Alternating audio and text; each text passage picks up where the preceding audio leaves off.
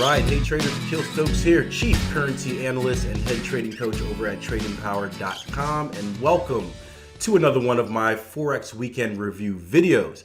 If this is your first time joining me, I want to apologize in advance. Usually I have a little better camera setup and the vocals, the audio sounds a little bit better, but I've been fighting off, I've been sick all week, so I don't look as visually appealing as I usually do, and my voice is just hanging on. So you'll just have to bear with me for this week. But I wanted to shoot you guys a video because I did think it was a very important week to give my perspective on the markets.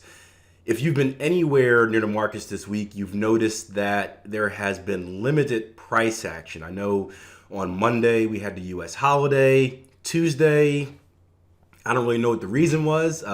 Maybe everyone was waiting for the FOMC statement on Wednesday. FOMC statement came out on Wednesday and then Thursday. So I don't know. Maybe the market's on a vacation. But there hasn't been a lot of action in the market. And this is what we like to call a trap week, because despite there being limited amount of trading opportunities, a lot of traders will get into trouble because they tend to force trades during this situation. You see, a lot of traders believe that because they've titled themselves a trader, that their success or their title, I guess, is based off of them coming into the market each and every day and firing off a certain amount of trades. And when the market is slow, you feel like you're not doing your job as a trader. And what happens is it just increases the chances of you forcing a trade, taking something that isn't in your trading plan, making an emotional decision, where the best course of action may be just to sit on your hands and wait for those good opportunities to come to you.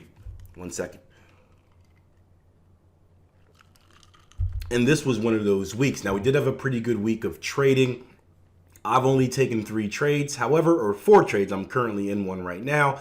However, so far I'm 3 for 3 and we're up a good amount. So we've been able to turn this slow week into something positive. But again, a lot of the traders I talk to have been going out there firing off trades. The markets have been doing nothing. They've been getting emotional, taking small losses here, small losses there. And when they go back to the market or go back to do their post trading day review, they realize that they're involving themselves in positions that they shouldn't have been in the first place. Now, I do want to show you one of the trades we took this week. This started off the week on Monday, and we're looking at the dollar yen here on the 60-minute chart. See, hopefully my voice can survive. Give me one more second again, gang.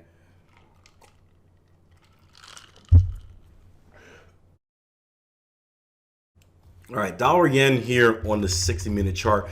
We're looking for a trend continuation trade, and really the dollar yen, we've been making, if I go out here on a daily, we've been making a lot of trend continuation predictions on this pair ever since we broke this support level down here at 116 even, 116.10, really that 116 even, 115.50 levels. You can see after the market came up to this level, we continued to consolidate, go sideways, and then finally last week we broke and closed below that level. Now, when we go through our IPDE process, identify, predict, decide, execute, we want to ask ourselves the question, identify what is the market doing? Well, we've just broken and closed below previous structure support. Predict where is the market likely to go next, and that prediction takes us down to this level, takes us down to this 110 even level. So we're asking ourselves not only where is the market likely to go next, but how are we likely to get there? And of course, the answer is, well, 2 answers. We can either go straight down there, or we can put in a pullback before going down there.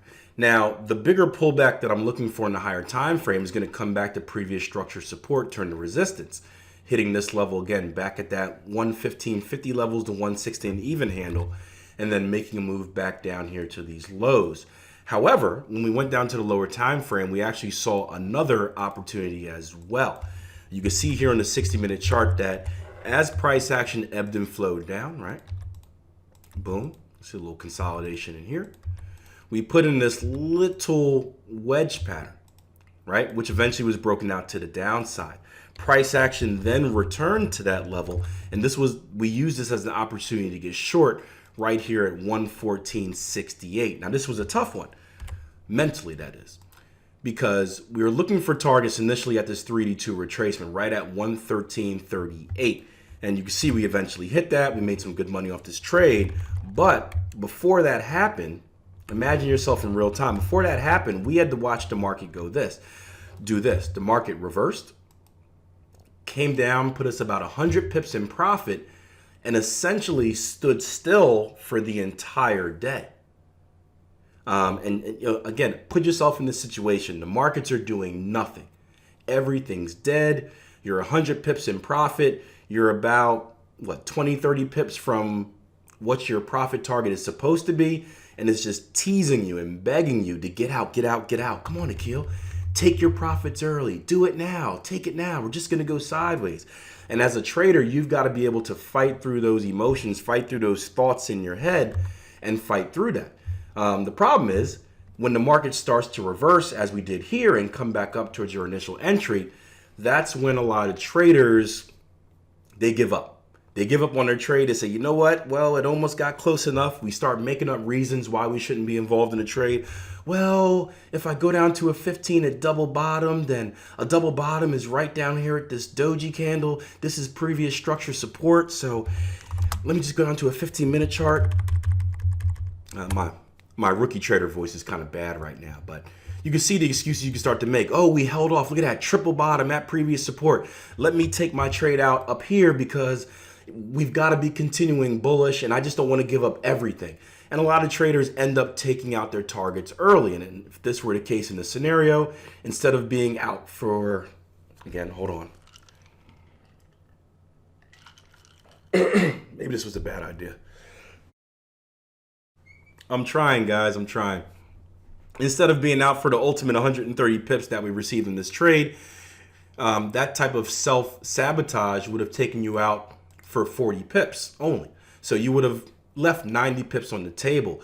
However, if you would have been patient, if you would have been disciplined, and we always say the market will reward those who are patient and disciplined, you could have seen the trade out to its entirety.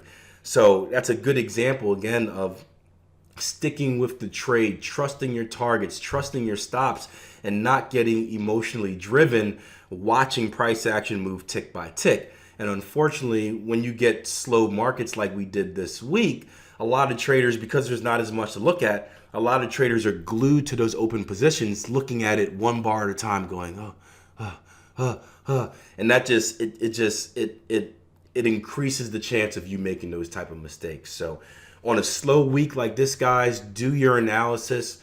If there's nothing there, sit on your hands. We had some great conversations in the live room this week because there was nothing to trade, or limited amount of stuff to trade. Some was conversation on technicals, psychology, money management, stuff like that. And we ended up talking about serial killers and the new Tesla that's coming out. Anything to, stop yourself from making those mistakes, stopping yourself from feeling like you need to trade. You don't need to trade. You need to take the trading opportunities that are valid via your trading plan. And if that doesn't happen in the market, you need to just wait and sit until they do. So that's going to be it for this week, guys. I am going to include some of the recording from the interview I did on Monday, but I'm shot. I feel like I can barely go on, so we'll make it a quick review. Thank you for joining me once again, and I'll see you guys next week. Until then, plan your trade, trade your plan. Good luck in the markets on Friday. Hopefully we'll see some action. If not, we'll gear up for next week. For stocks, it was mostly fundamentals. I honestly didn't even know what a technical was. It was different. It was, and I have no economic background.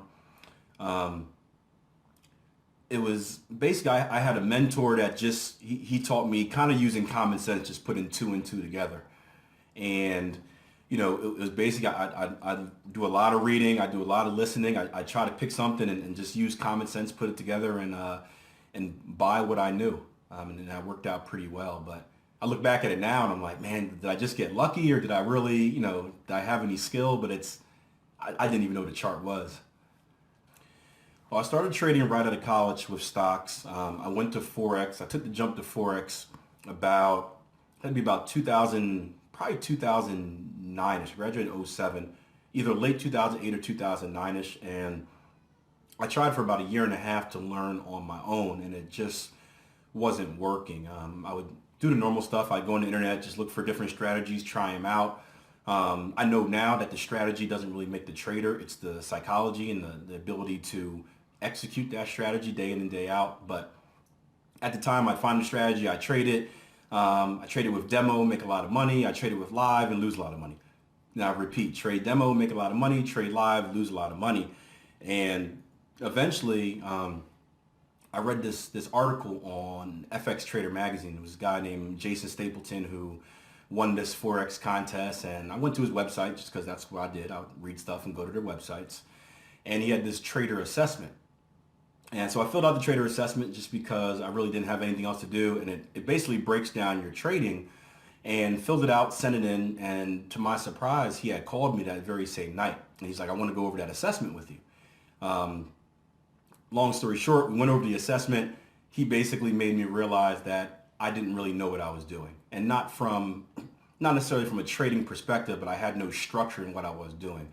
You know, I told him I was a breakout trader. He asked me, well, what do you need for a breakout? Well, price action has to break through the trend line. And he's saying, does it have to break and close, or can it just be the wick? And I'm like, well, sometimes, usually, it could be, most of the time, and all of those answers. And we went back and forth for a while. I didn't want to admit it, but eventually he told me, eventually I kind of gave in. And he invited me, said he had this training course he was doing. He said, I have a live trading room. Just come in for a week, watch me trade live. And I went in on that first day and just saw how strict he was with his rules, how disciplined he was. He's former military, but just there was no ifs, ands, or buts. Everything was strictly laid out. And I said, this is the type of setup that I need. Again, being a former athlete, I know how to follow instructions. I can listen to a coach. I can do plays. And really after that first day, I said, hey, I want to sign up for the course. And I did. I took the course, and I still continued to struggle afterwards because I just, psychologically, I still wanted to make money really, really fast. And it took me probably about another year and a half after getting educated to actually start becoming consistently profitable. So it was a long road, long journey. Oh, thank you, man. I figure that I made so many mistakes in my journey that the least I can do is give back and just help others have that belief that, hey, you may not have this type of degree, you may not have this type of background, but anyone can do this if they work hard enough, if they put enough effort in. Like you said earlier, you just got to keep grinding and don't give up. You make a mistake, you learn from it, try not to make that same mistake again. And as long as you're moving in that right direction, eventually you'll get there. As long as you're moving towards it, eventually you'll get there. Have you ever read the book Market Wizards? Oh, my fault. Have you ever? Yeah. I recommend reading that book. It's a book. What's the guy's name? Jack Schwager. He interviewed the best traders of his time, and one of the biggest takeaway I got from the book is that all of these traders, all of them stunk when they first started. And these are the best people. And I'm reading it, and one of the favorite stories I have is this guy. He was trading. He lost all his money, and he went into the stairwell and just started crying. And he had to call his mom for help. He had to call his mom to ask to borrow some money so he can get back into position. And again, I took from that book, like, man, these guys are the best, and they struggled. There's no reason that I can't do it. Kind of like, the story of Michael Jordan, how Michael Jordan got cut from his high school team. Like, if this is the best player ever, and he got cut in high school and still went on to be the best, there's no reason that anyone else, can't do the same thing as long as they don't give up. So that was a big book for me because I came into it thinking that you had to have an economics background. You had to be this smart, go to an Ivy League school. And that book basically told me that, hey, anyone can do this. You can trade any type of strategy and be successful as long as you work towards. So I certainly recommend that book. I'm an educator as well, as you know, but typically I'll wake up about 5:30 in the morning. I have a good buddy of mine over in the UK who runs a London session live trading room. So I wake up, I run to the computer, I check any open positions, but I put his live room on in the background, and I want to make sure I give myself at least a half an hour to wake up before I really start looking at any charts. Um, I've made the mistake in the past of rushing down. You wake up, you're still half asleep. I've done that before and started seeing things that weren't really there. So I always told myself after I wake up, I'm going to give myself a half an hour to, do some stretching, get some juice, do something, check email just to really wake up. Then from about 6 o'clock to about 6:30ish, 7 o'clock-ish, depending on the day, that's when I'll do my big round of analysis. So I'll go through all the pairs in my portfolio. I'll go from my higher time frame, so my daily chart, down to my 4 hour, down to my 60. And I'll basically map out the day. Hey, what should I look for on what pair? What do I need to look for? Take notes on that, and then kind of set that up in my journal for my active trading day. So that takes me till about 7 o'clock. From 7 o'clock to 8, I eat some breakfast. I'll watch ESPN or do something just to relax before the trading day. And then from 8 o'clock to 11, I'm an active day trader. So I'll be trading the lower time frames. I run a live room as well, but actively trading in the markets till about 11 o'clock. After that, take a little bit of time to do a trading review. So I kind of go through the day and see, hey, did I do anything wrong? What did I do right? Was there anything that I should pay attention to or take notes on? And then I'm done for the day. Right out of college, I had linked up with this. He's a local millionaire. And he kept saying, hey, you got to get into his big thing is real estate. Got to get into real estate, got to get into real estate, got to get into real estate. And the first property I bought was it was a duplex. So me and my roommates from college, we moved into that. We lived in one unit. We rented out the other unit, and basically I was making a little bit of money each year or each month while living rent free. And that was the first property that I had. And I still have it. That's a special one. I met him through my wife. My wife, my wife doesn't know her dad. So he's kind of like a father figure to her. And, he always wanted to meet me because she would tell him that, hey, I have a business mind. And obviously when you tell me, hey, there's this guy that has done investments, had success, done real estate, had success that wants to talk to you, I'm all in. So I would go to this guy's office basically every day and just pick his mind. I'd sit there and just ask him every question I had, because I think, again, if you want to achieve something, the best way is to find someone that's already done it and copy them. Now, eventually you can put your own little twist on it, but this guy didn't make $1 million by accident. He did something right. So even if I don't agree with it, even if it seems and he's a real aggressive guy, even if it seems maybe not in my character, I'm going to listen to everything he says because he's been there, he's done it before me. I'm just a student in this case. So I picked his mind. My first trading office was actually in his building. He had a spare office, and he let me hook up 2 TVs and use it. I didn't know what I was doing, but it felt like I was a Wall Street guy at the time. So I got lucky that way. Lucky to find a good mentor that believed in me and led me on the right path. And again, he encouraged me. There were a lot of times where I didn't want to do stuff, where I didn't want to buy the rental property. I didn't want to make investments in the market because I was scared. I'm a kid right out of college. I don't want to lose everything. And a lot of times it was him telling me, hey, stop being a baby and do it. And, when I'm a competitor. So if you tell me stop being a baby and do it, I'm going to respond. And, he's led me in the right direction, and it's paid off. It took time, a lot of the things, but it's paid off. And he was right. I tell him that all the time. My favorite part of being an entrepreneur, easy. I can do whatever I want whenever I want to do it. That really is the best part. I can do whatever I want whenever I want to do it. Freedom of time is what I tell people. Yep, can you hear me?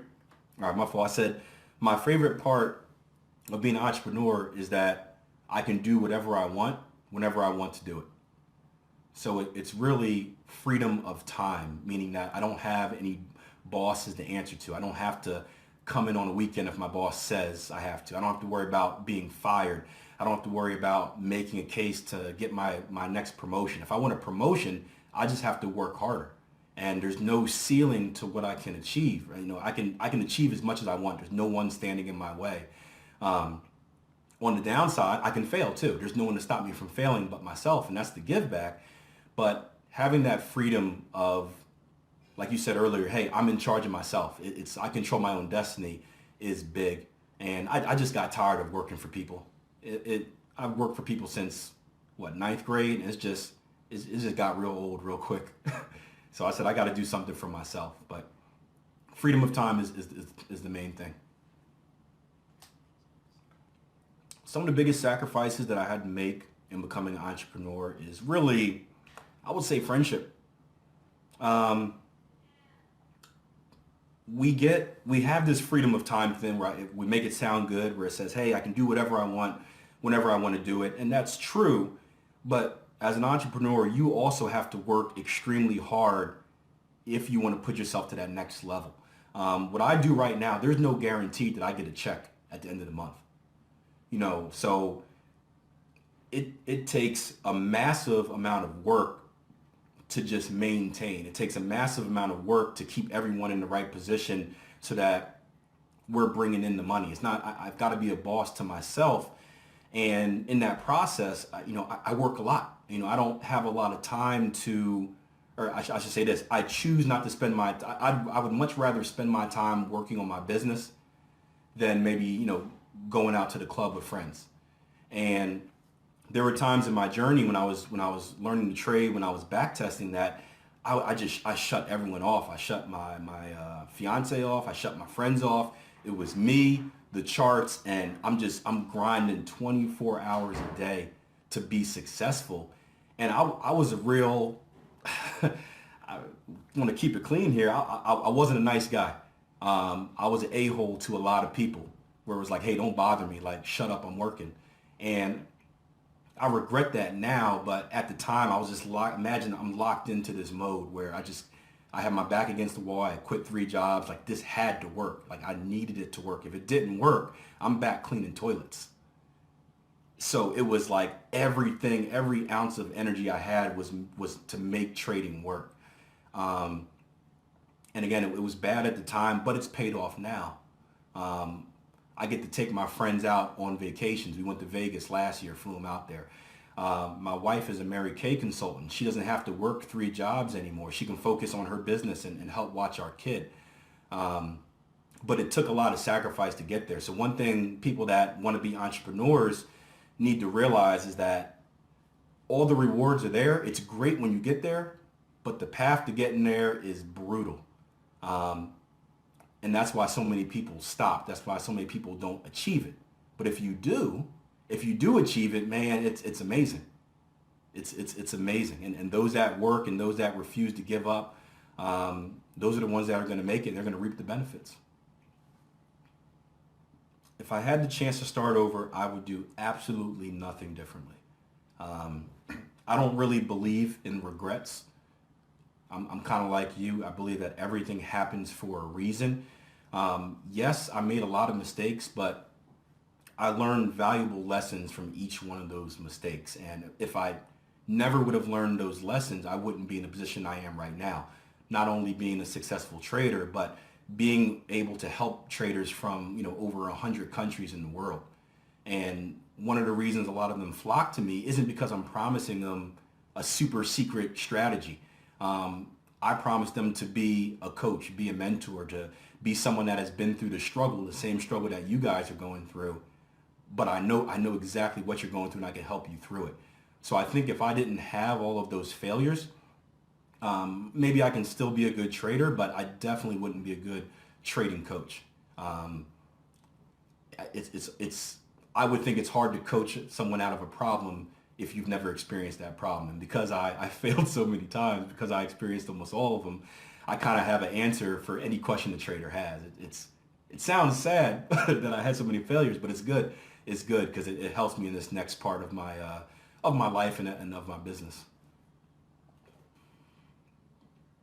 Yeah, the single most I guess important decision I made was deciding to take that training course. I'm a real stubborn person, so I want to just, if we have a square hole and a circle peg, I'll just try to keep pounding it in there until it breaks. And trading was the same way. I always wanted to do it myself, do it my way. It was a pride thing. Like, I didn't care about doing it someone else's strategy. I wanted to do it my way so I can seem smart. And when I got approached with the trading course, it was really tough for me because it cost a good amount of money. It cost about $3,000, I think. And there was really the guy wasn't making me any guarantees. He didn't promise me money or anything like that. It was kind of a leap of faith. And I talked to my dad, and my dad had told me, he said, hey, you're young. If you're going to make a mistake, make it now where you can bounce back. It's not like you're about to retire, and if you make a big mistake, you don't have time to recover. The worst thing that happens is, you lose the money, kind of like what you said when you got scammed. The worst thing that happens is you lose the money and you bounce back. So it was that talk from my dad where I said, hey, let's just do it. Let's take it. And it paid off very nicely. So taking action, that's the biggest thing. Take massive action, go all in.